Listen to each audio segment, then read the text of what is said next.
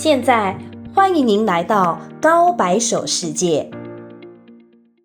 카르텔이라는 말 들어보셨죠? 지역 카르텔, 언론 카르텔 등 보통 이권을 위해 뭉친 집단을 부르는데 사용되고 있습니다. 특히 예체능, 스포츠계는 사회의 다른 분야들보다 훨씬 좁기 때문에 카르텔이 생기기 용이하죠. 사실 어느 나라나 스포츠계에 카르텔은 존재한다고 봐야 합니다. 올해 아시안컵에 참가하는 대한축구협회 직원들이 대회 기간 동안 일부 대표 선수들과 함께 도박판을 벌였다고 합니다. 축구협회가 언론을 잘 막아서 그런지 구체적인 금액, 참가자까지 세세하게 드러나지는 않았지만 아무리 휴일이었다고 해도 아시안컵이 몇 달 동안 하는 대회도 아닌데 카지노에서 쓰이는 치까지 공수해서 도박판을 벌였다는 건 이해하려고 해봐도 쉽게 이해가 안 됩니다. 도박을 하는 행위가 단순한 일회성이 아니라 계속 반복되어 온 일탈이기에 문제라는 것도 인식하지 못하는 단계가 아니었을까 싶습니다. 더 궁금한 건 외국까지 가서도 도박을 못 참는 사람들이 과연 국내에서는 어떤 정신 상태로 업무에 임하고 있을까요? 대한축구협회 직원조차 아시안컵이 한창인 카타르에서 도박판이나 벌이고 있을 정도인데 과연 선수들은 얼마나 경기에 집중했을까요? 이런 해이해진 정신상태 때문에 피파 랭킹 20위권인 한국이 87위인 요르단에게 0대2로 패배하는 것 아니겠습니까? 대한축구협회는 추후 인사위원회를 열어 징계하겠다고 발표했지만 언제나처럼 분명히 솜방망이 처벌에 그칠 것이라 봅니다. 최근 대한축구협회는 국가대표팀 임시 감독으로 황선홍을 선임했죠. 하지만 황선홍은 올림픽 대표팀 감독도 겸하고 있는 상황입니다. 그래서 서아시아 축구연맹 U23 챔피언십에 황선홍이 없이 황선홍 팀만 참가했습니다. 홍철이 없는 홍철팀은 예능에서만 존재하는 것인 줄 알았는데 저의 오해였습니다. 올림픽 대표팀은 수석 코치가 감독 대행을 하기로 했답니다. 어떻게 한 사람이 국가대표 A팀하고 올림픽 대표팀을 동시에 감독할 수 있습니까? 대한민국 5천만 인구 중에서 그렇게 인재가 없는 걸까요? 바로 이런 문제점들이 한국 축구계의 우덜끼리 문화, 축구 카르텔로 인해서 발생하는 문제인 것입니다. 하지만 그나마 다행인 건 한국은 문제가 발생했을 때 그 사건이 알려지고 대중이 자유롭게 비판하며 의견을 교환할 수 있다는 점입니다. 만약 중국 축구협회 직원들이 아시안컵 기간에 카지노치까지 가지고 가서 도박을 했다면 한국처럼 그런 사실이 언론에 공개되는 일은 거의 불가능하기 때문입니다. 즉 민주주의 사회에서는 법과 제도를 통해 각종 카르텔로 인해 발생하는 문제들을 그나마 견제라도 할 수 있지만 중국에서는 공산당을 중심으로 한 카르텔들이 법과 제도까지 마음대로 재단할 수 있기 때문에 사회 문제를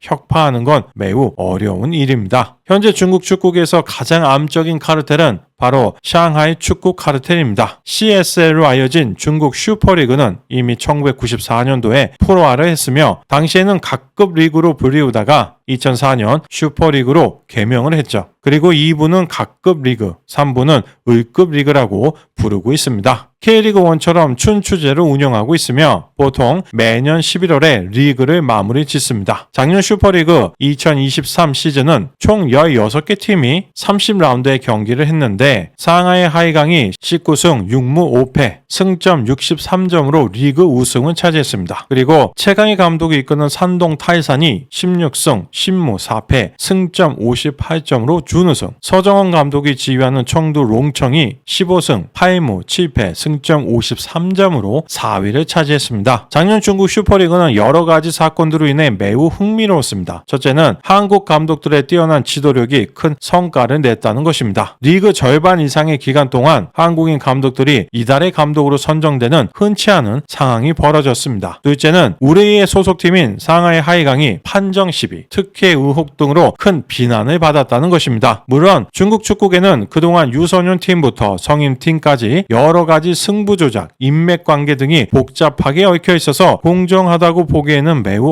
어려웠었지만 특히 작년 중국 슈퍼리그는 중국 축구 팬들 사이에서도 크게 회자될 정도로 문제가 많았습니다. 2023년 7월 3일 리그 선두를 치열하게 다투고 있던 산동 타이산과 상하이 하이강의 경기를 보면 산동 타이산이 먼저 한 골을 넣고 리드를 잡은 뒤 추가로 펠라이니가 헤더골을 터뜨려 2대0으로 앞서가는 상황이 되었습니다. 만약 점수가 2대0으로 벌어졌다면 산동 타이산은 수비를 강화하면서 그대로 경기를 끝낼 수 있었겠지만 갑자기 심판이 산동 타이산이 득점하기 30초 전에 발생한 선수 간의 작은 충돌을 빌미로 비디오 판독을 하더니 득점 무효를 선언했습니다. 당시 경기 영상을 보면 산동 타이사는 두 번째 올린 크로스를 헤더 득점으로 연결했는데 심판은 갑자기 그 전에 했던 첫 번째 크로스 과정에서 베리아니가 상대 수비수를 손으로 잡아 끌었다며 반칙을 선언한 것입니다. 만약 반칙이었으면 그 즉시 휘슬을 불었어야지 득점에 성공하니 30초 전에 한 플레이를 핑계로 득점 무효를 선언한다는 건 누구도 쉽게 이해하지 못할 판정일 것입니다. 심지어 이 판정 이후에도 심판들은 상하이 하이강에게만 계속 유리한 판정을 줘서 결국 경기는 1대1 무승부로 마치게 됩니다. 그리고 경기 후 기자회견을 통해 최강희 감독은 다음과 같이 소회를 밝혔습니다. 이 한 경기를 돈으로 환산하면 얼마의 가치가 있을까요? 저는 하이강 팀을 이기는 방법을 알고 있습니다. 95분에 골을 넣으면 이길 수 있습니다. 그 외의 방법은 없습니다. 즉 하이강이 지고 있으면 심판이 무조건 편의 판정으로 하이강에게 유리하게 경기를 만들어주니 경기가 끝나기 직전인 연장 시간에 골을 넣어야 승리할 수 있다는 것입니다. 두 팀의 재대결은 2023년 10월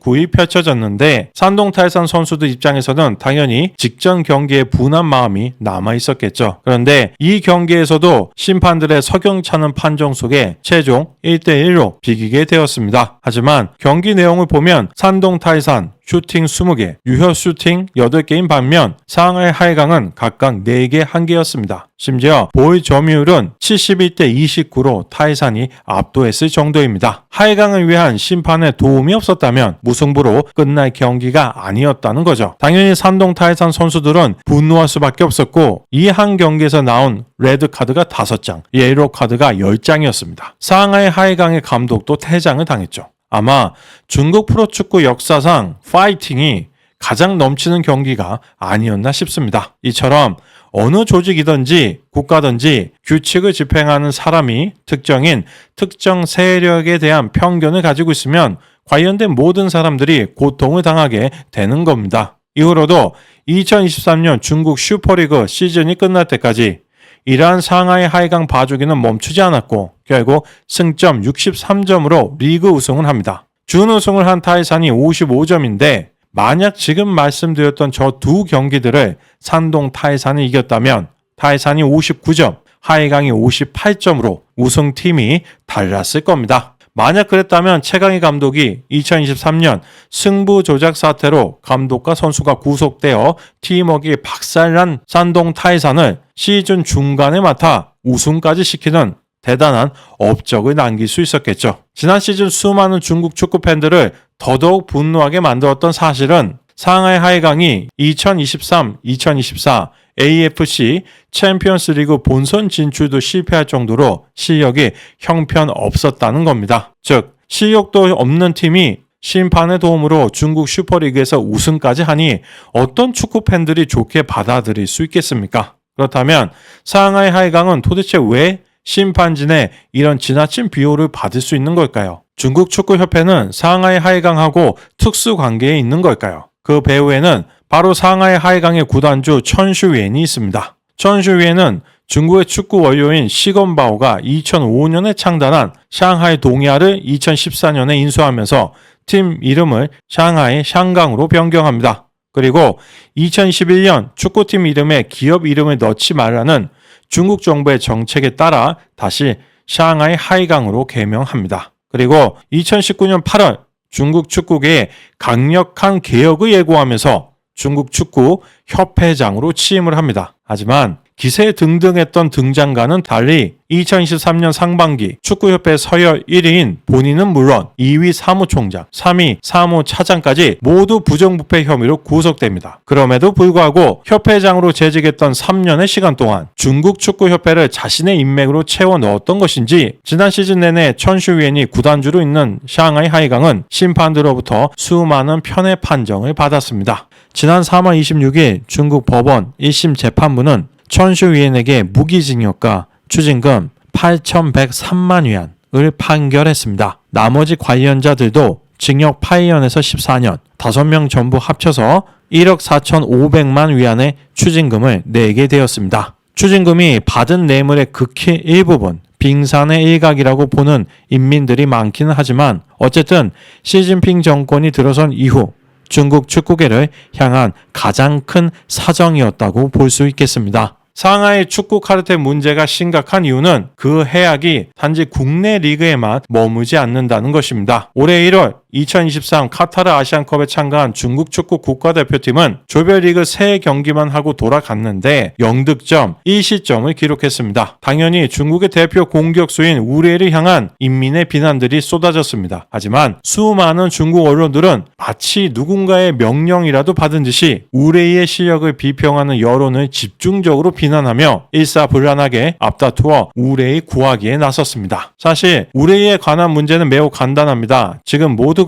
그의 기량이 떨어졌다는 것을 알 수 있습니다. 하지만 어떤 정상인이 감독을 하고 있다면 다른 사람이 아니라 계속 우레이가 골을 넣는 것에 베팅할 것입니다. 간단하게 비유하면 한 평범한 학교에서 시에서 주관하는 수학 올림피아드 경시대회 참가 인원을 보내야 할 때 교장과 교사들은 모두 전교 1등을 선택할 것입니다. 물론 그는 단지 전교 1등이라서 시의 정상급 수준에는 못 미치고 참가하면 겨우 10%의 확률의 수상 가능성이 있으며 대부분 드러리일 것입니다. 하지만 모두가 그에게 기회를 줄 것입니다. 학교 순위에도 못 드는 사람들에게 기회를 주지는 않습니다. 솔직히 말하면 내가 가도 된다고 말하는 사람들은 평생 아무 성과도 이루지 못할 것입니다. 이처럼 우레이는 상하이 축구 카르텔의 핵심이기 때문에 아무리 좋지 못한 활약을 해도 무조건 보호해주고 국가대표 자리를 보장해 주려는 것입니다. 하지만 축구는 11명이 하는 운동인데 뜻이 다른 선수가 한두 명만 있어도 팀의 전체적인 실력은 크게 하락할 수밖에 없습니다. 한국 역시 손흥민, 황희찬, 김민재, 이강인을 가지고도 당시 피파 랭킹 87인 요르단에게 0대2로 무력하게 패배했습니다. 또 다른 상하이 축구 카르텔의 중요한 인물은 바로 시건바오입니다. 실상을 잘 모르는 중국인들은 시건바오가 중국 축구에 큰 공헌을 했다고 생각하지만 시건바오야말로 중국 축구계를 제대로 망치고 있는 사람입니다. 시건바오는 1944년 1월 26일 상하이 출생, 현재 상하이 항방그룹 축구 클럽 총 고문, 상하이시 축구협회 고문입니다. 1966년에서 1975년까지 중국 국가대표팀의 주장을 맡았고 1990년대부터는 다수의 중국 프로리그 팀의 감독을 맡아 성공적인 지도자 생활을 했습니다. 2000년 시건바오의 축구 기지를 설립하고 10년 동안 칼을 갈아야 한다고 제의했습니다. 2005년 12월에는 상하이 동이아 축구 클럽을 창단하며 중국의 맨체스터 유나이티드로 만들 것을 맹세했습니다. 2000년대 초반 중국 축구계는 2002 한일 월드컵 본선에 진출하며 매우 고무된 상태였습니다. 물론 본선에서는 3전 전패라는 수모를 당했지만 당시 한국은 4강, 일본은 16강에 진출했기 때문에 스스로 동아시아에서 가장 뛰어나다고 믿는 한족들이니 당연히 본인들도 충분히 해낼 수 있다고 생각했겠죠. 그리고 시건바오는 눈치 빠르게 그런 변화의 흐름에 올라탔습니다. 상하이 동이아라는 상하이를 연고지로 둔 팀을 창단하고 대부분 14세에서 17세 사이의 선수들을 주축으로 먼저 3부 리그에 참가합니다. 하지만 당시 중국 축구의 수준이 높지 않아서 오래지 않아 중국 1부 축구 리그까지 진출하게 됩니다. 그리고 2014년 천슈위엔에게 팀을 매각한 후 시건바오는 다시 후진 양성에 몰두하는데 지금까지 시건바오의 축구 교실이 배출한 제자들은 이미 10세대가 넘었습니다. 이 명단에서 우리 눈에 가장 많이 뛰는 선수들은 우레이, 옌징린과 국대 센터백 3인입니다. 이 선수들은 모두 상하이에 연고지를 둔 상하이 하이강과 상하이 선화 두 팀 소속으로 선수 생활을 하고 있습니다. 지난 월드컵 아시아 2차 예선 한국과 중국의 경기를 보면 시건바오 축구교실 출신인 우레이, 옌징린, 장닝펑, 주천지의 장성롱이 모두 선발 출전했고 여기에 수비형 미드필더 우시까지 중국팀의 선발 11명 중 절반이 넘는 6명이 상하이를 연고지로 둔 팀들에서 뛰는 선수들이었습니다. 이는 올해 초 아시안컵에서도 마찬가지였습니다. 1차전 타지키스탄전에서 6명, 2차전 레바논전에서 7명, 3차전 카타르전에서 5명이 상하이 연고지로 둔 2개 팀 소속이었습니다. 올해 3월 21일 중국 싱가포르의 2026 월드컵 아시아 2차 예선을 보면 23명의 엔트리 중에서 상하이 팀들에서 뛰는 선수가 무려 8명이었고 그 중에서 6명이 선발 출전했습니다. 중국 슈퍼리그에는 총 16개 몇 개 팀이 있지만 선발 출전 명단을 보면 절반 넘게 상하이가 연고지인 두 팀에서 나오니 이게 중국 A 국가대표팀인지 상하이 축구대표팀인지 헷갈릴 정도입니다. 이들의 특징은 우리를 제외하면 대부분 수비수라는 겁니다. 아무래도 공격수보다는 부담이 덜하기 때문에 수비수를 선호하는 것으로 보입니다. 즉 시건바오는 유망주를 배출해서 천슈위엔이 구단주로 있는 상하이 하이강이나 영향력을 행사할 수 있는 상하이 선화로 입단시키고 천슈위엔은 관시를 이용해 중국 슈퍼리그 상하이 하이강 경기에서 각종 특혜를 받는 것입니다. 더불어 중국 축구 국가대표팀 선수로 상하이를 연고지로 둔 팀들 선수를 최대한 많이 넣고 선발로도 11명 중에서 절반 정도를 출전시키고 있는 것입니다. 이처럼 중국 축구의 발전을 가로막는 가장 큰 장애물은 자신들의 이익을 위해 똘똘 뭉쳐있는 축구 카르텔이며 이런 이익 집단이 존재하는 한 중국 축구는 결코 발전할 수 없을 것입니다. 오늘 영상은 여기에서 마치겠습니다. 시청해 주셔서 감사합니다.